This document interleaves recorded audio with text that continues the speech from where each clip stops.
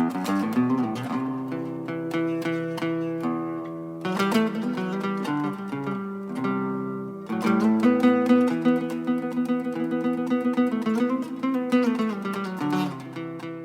this series of stuff I like to do at this episode, what I'm going to cover is a kind of a series of exercises in terms of the leg exercises that I did at the last workshop. I was looking through the archives because people asked me questions about stuff and I couldn't find it in my archives. I know I got it somewhere in one of my many thumb drives and external drives, but I thought I would just go back over it and make it easy. So I'm going to cover the more major aspects of this, and I'm going to break it up into different parts so that you can go back and practice this stuff on your own.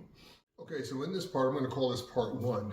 First thing I'm going to do is just go over just the basics of moving back and forth. Relaxing the upper body and just letting the arms hang, and just then shifting back and forth, feeling my center of gravity shift back and forth. And you just want to do that for a little bit just to get the feel for it. Then I like to turn sideways and I like to shift my weight forward and back just to get that feel for it. Even extending the arms just a little bit, because what I want to do is I want to feel this down into my legs. Remember, your center of gravity is 2 inches below the navel, 3 inches toward the center. So as I shift forward and back, I'm just trying to control that point. So when we're talking about balance in warrior flow, what we're really talking about is equilibrium control. And it's important you learn to control your equilibrium, because combat is fluid, right? Nobody just, usually just stands there and just lets you take a swing at them unless you sucker punch them. You do get people who get up in people's faces, but the idea is you want to be able to move freely. So the next thing I'm going to do is what we call the ninja walk, and I'm just going to go through this very quickly. And the whole purpose of it really is to develop these muscles in here within the hip flexors as you lift your feet off the ground while trying to control your equilibrium. So I bring my hands up, pointing the toe of the rear foot straight up in the air, and I'm going to lift the foot off the ground as flat to the ground as possible. I'm not trying to roll the foot, just lifting it up. Then I'm going to turn it over and I'm going to sink lightly and touch 1, 2, ease the foot forward, touch lightly 1, 2, and then ease the foot forward, and then repeat that with the other leg. When I repeat it with the other leg though, I do not lift the foot until I gather myself over the forward leg. Then I lift, then I sink a little 1, 2, ease the foot forward, 1, 2, placing the foot down, and then repeating it.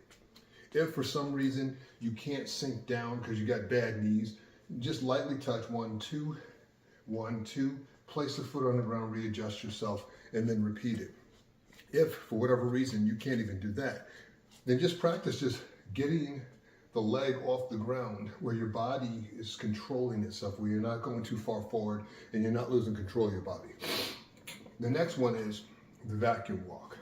And when I'm doing the vacuum walk, I start off just the same way with the ninja walk, pointing the toe of the rear foot straight up in the air, putting all my weight over the forward leg, picking the foot up off the ground as flat to the ground as possible. But now I'm going to bring my foot next to the other foot. Then I'm going to circle it outward. 1, 2, and then ease forward, transition the weight on the forward leg, pointing the toe of the rear foot straight up in the air, lifting the foot, bringing the feet together, 1, 2, and then ease the foot forward, and so on. One thing I want to point out, and I'll do it here, when I'm circling the foot, I'm trying not to teacup my foot, because what I'm trying to do is not develop a bad habit of stepping with my foot on some weird angle, because in the heat of battle, you're not going to have maybe this nice flat floor. You just don't want to roll your ankle or something. The other exercise, which is very similar to the vacuum walk, is where I pick the foot up and then I step in just any position. Then I pick the other foot up and I step in any position. Then I pick the other foot up and I step. And what I'm doing is I'm teaching myself how to transition to these different positions, putting my feet in these almost awkward positions, and then feeling my body realign itself to be able to control my equilibrium where I can take the next step. The idea behind it is so in the heat of battle, as you're stepping, you learn how to place your foot in the right position from the start to position your body in the future position to be able to affect the other person. In the next one, I'm going to get into some other exercises that I do.